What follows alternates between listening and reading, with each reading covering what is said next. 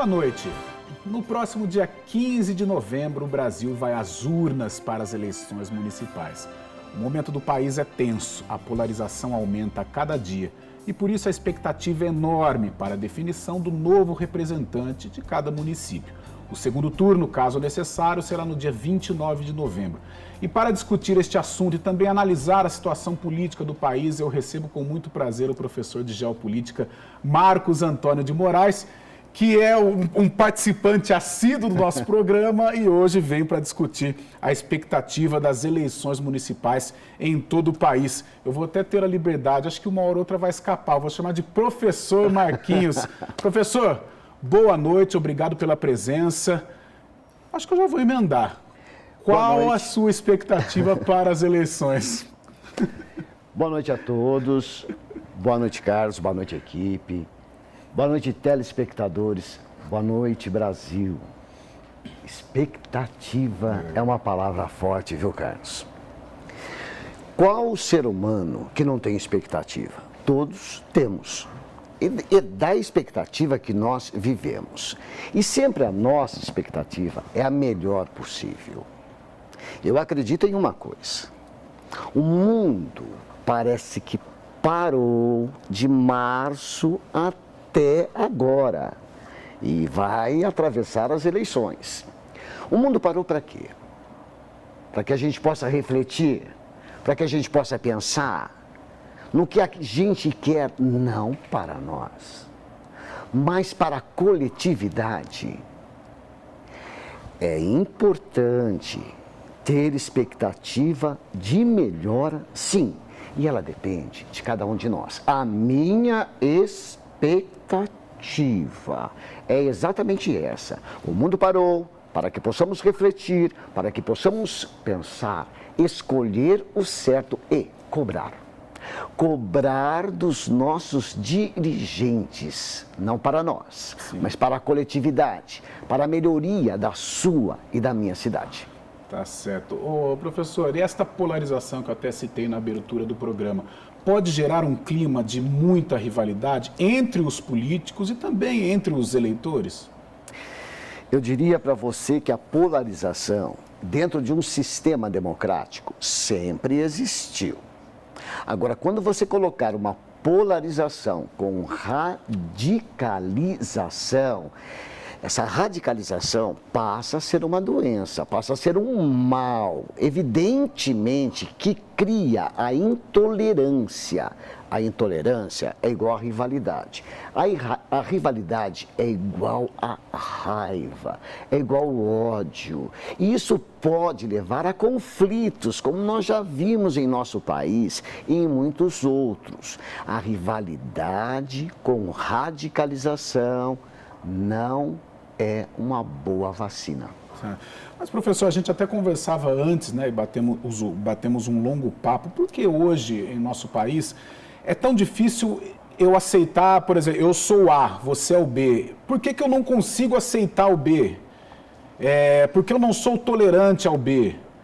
Porque eu vejo você com ódio, eu vejo você com raiva, eu fico com o pavio curto quando você defende a sua opinião e que ela não é a mesma que a minha. Por que isso no Brasil de hoje? Olha, Carlos, isso não é só no setor político. Isso aumentou consideravelmente, Carlos, a partir do momento que você tem ferramentas de tecnologia de ponta, que é uma faca. A faca serve para passar manteiga no pão, mas serve para ferir o outro. Então, determinadas ferramentas de longo alcance e com agilidade de um raio pode disseminar o ódio, eu te pergunto, Carlos. E o que é mais fácil disseminar? O ódio ou o bem? Então, veja, eu coloquei para você uma outra pergunta. Sim. Na verdade, é muito mais fácil disseminar o ódio, falar uma mentira. Você vai estar exatamente por cima a partir do momento que você envolve filiados, seguidores. Sim. Que é o que manda hoje, né? Aliás, tem até um bate-papo aqui, uma pergunta sobre rede social. Ô Mackenzie, pela sua experiência profissional, você conversa com alunos, conversa com jovens, e também no seu tempo de aluno, é o momento mais difícil, assim, na sua trajetória profissional e passando pela sua vida estudantil, é o momento mais difícil que estamos vivendo hoje, pelo menos dentro desse período que eu citei? Eu diria que é diferente, bem diferente. No meu tempo de estudante, a gente estava vivendo em plena ditadura militar. Sim. Onde a liberdade individual não era permitida, onde a perseguição aos contrários, ao sistema governamental, era levada a ferro e fogo, incluindo mortes, desaparecimentos de pessoas, expulsão de pessoas do país, prisões e etc. Nós podemos dizer que não estamos vivendo esse momento como vivemos na época da ditadura, com a boca amordaçada. Não, a gente tem liberdade de falar. Sim. Mas eu não sei se é pior, sabe, Carlos? Sabe por quê? Porque o ódio é tão grande que existe, que parece que ele te mata através de um olhar. E que a morte física que existiu no passado, aos oponentes, aos rivais do poder, hoje ela existe através do ódio. Você imagina que em função de uma ideologia política, um governo possa prejudicar toda uma população?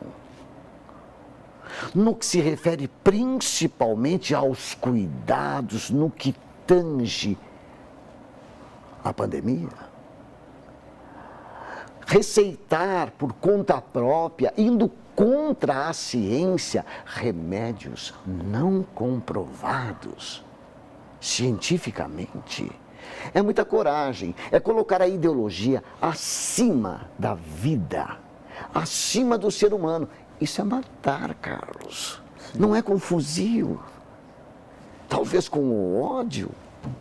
E essa politização generalizada, entre aspas, é privilégio nosso ou em outras comunidades ou em outros países isso acontece também? Como eu disse, na democracia é comum. Tá. Pensa um pouco, mestre. Venezuela. Sim. Quando Hugo Chávez foi eleito presidente da República na Venezuela, foi em função de uma popularização populista cujo discurso fácil, simples e eficaz atingia aquilo que o povo estava esperando, atingia aquilo que você me perguntou, a expectativa. Sim. Ora, no que deu isso? Explora a carência do povo, por exemplo? Sem dúvida. O que o povo mais quer? O ser humano. Vamos pensar no ser humano. Qual é exatamente a grande carência? Qual é a grande expectativa do ser humano? Viver como salvador da pátria. Alguém que possa realmente lutar pelo meu país. Você vai na ferida, né? Pois é. Que é o que a minha expectativa. É o que eu quero, é o que você quer. Agora, será que existe este salvador da pátria? Será que os políticos correspondem à expectativa da coletividade, da nação como um todo, ou de um grupo seleto e fiel a ele? Professor, o assunto é longo hoje, hein? E acho que precisaria de mais uns 2, 3 programas, mas realmente é algo que aguça, né? Eu estou, assim, admirado nesses últimos anos, e essa pergunta eu faço quando gera esse assunto, eu faço para praticamente todos os participantes aqui, que de 5 anos para cá a gente fala de política, a gente consome política, né? Diferente de outros momentos, numa mesa de uma lanchonete, você tomando a sua bebida, você falava de futebol, falava de novelas, de filmes, e hoje você fala de política. E ao mesmo tempo que você fala de política, você levanta também outras questões envolvidas nesse meio político, né? Sem dúvida mesmo. Mesmo porque você veja só, as conversas passaram a girar muito mais em torno de política a partir do momento que ocorre no Brasil, Carlos, o auge da polarização. E o auge da polarização se deu em 2014. Com Dilma, teve o antes da Copa, aqueles protestos, é esse período que vem. Começa exatamente o auge da polarização político-ideológica. Não sei se é ideológica ou se é afetiva. Pode ser afetiva. Sim. Ou seja, aquele discurso me tocou. É neste barco que eu vou entrar. Eu posso dizer para você o seguinte, eu sou um líder, Carlos, eu tenho um grupo de seguidores que são fiéis a mim.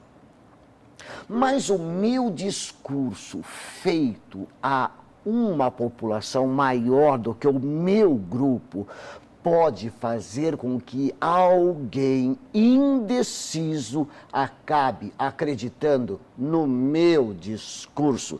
Você já ouviu falar Maria vai com as outras? Sim.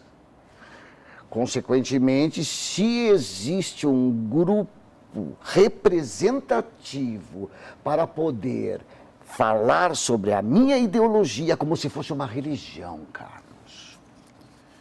Como se fosse pregar uma religião. São fiéis até a morte. Este grupo fanático traz para o seu centro muito mais adeptos.